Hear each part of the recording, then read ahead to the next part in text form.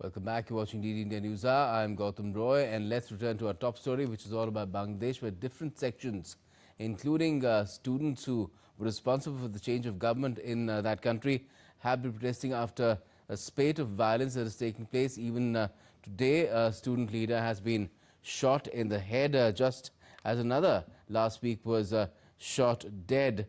And we also have the media in the crosshairs of different antisocial elements, apart from members of the minority community, that is presenting a very disheveled sort of a picture of Bangladesh in terms of having things under control in a build-up to a nationwide election just a couple of months away. To talk about it, we have Sushil Kumar Singhal with us. He's a former senior diplomat. Good evening to you, Ambassador Singhal. What do you make, first of all, of the situation in Bangladesh and India's neighborhood?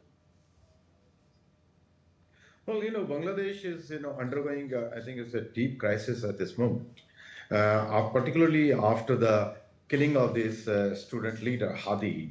And the way the government has, interim government has handled the crisis.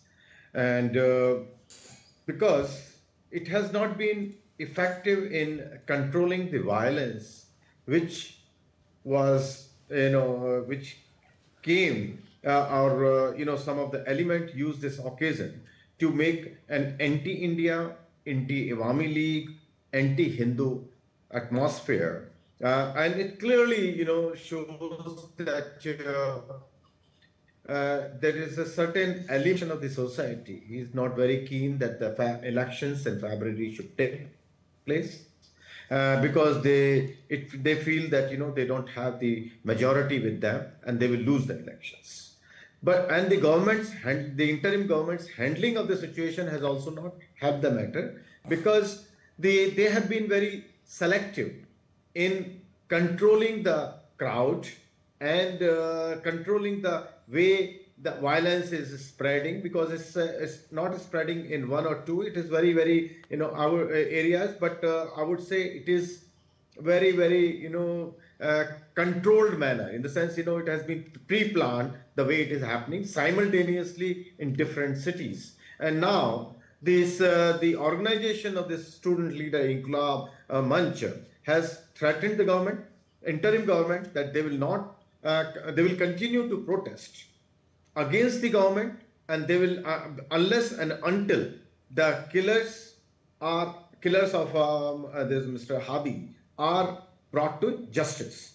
And now it is also it's taking a different shape. So I think this group's attempt now is to turn anti-establishment, which I think is a very sad, because the elements, I would say, extremist elements are using this to vent or to control the liberal forces in Bangladesh. So unless the interim government is able to control the situation and protect the people's life, I think the situation is going to deteriorate. And my fear is it is all leading towards postponement of the elections, which I think the objective of this extremist element who are fanning this this violence.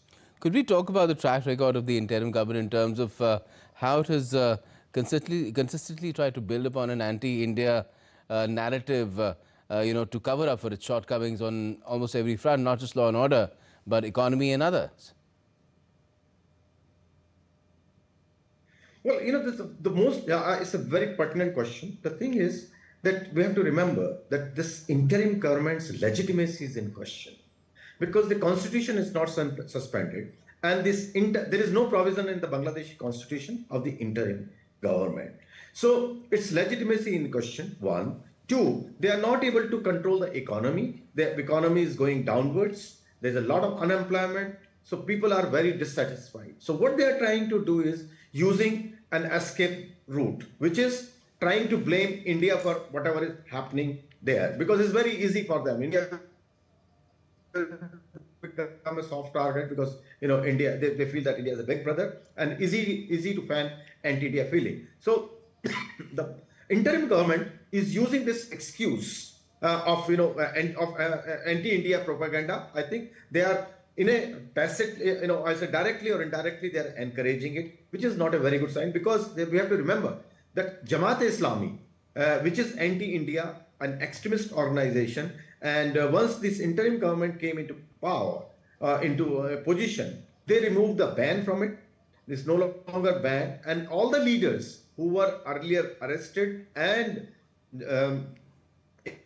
imprisoned after the long inquiries and long cases, they have been all released. Now they are going in the town and encouraging all the Awami League, sorry, anti-liberal forces. Like we have seen, Prathamalo, Daily Star, the liberal newspapers who are not neither favoring Awami League or the present government.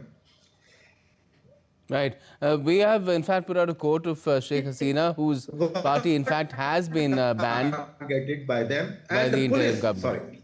Yes, we put out a quote of Sheikh Hasina, whose party has been banned by the interim government.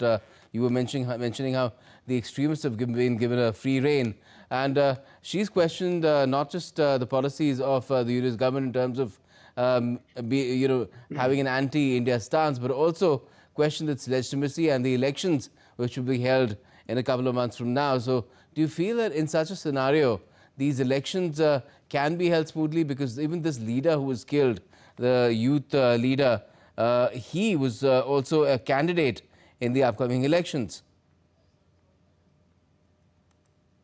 No, that's what I'm saying. That my fear is that all this build-up is for the purpose of postponing the election, because if this atmosphere continues, the interim government will claim that the atmosphere is not right, situation is not right for for holding the elections, and they will try to postpone, because we have to remember that Mohammed Yunus government was not very keen to hold the election. It is the parties, particularly the BNP, which feels that they are in position, they would be in position to form the government, particularly when Awami League, the largest party in the country, has been banned from participating in the election. So first of all, there is a question on the legitimacy of this election which is going to take place, because largest party is not allowed to take part in the elections.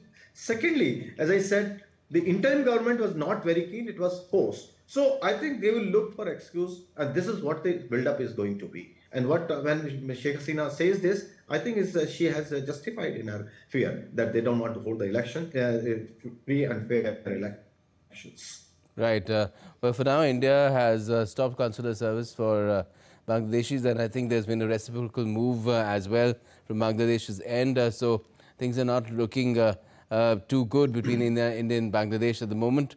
But we have to wait and see how things change if and when there's an election. Perhaps we have to wait for that to happen, or there could be some movement even otherwise, because these kind of hostilities are not good between neighbors. Thanks a lot for joining us for the moment, Ambassador Singhal.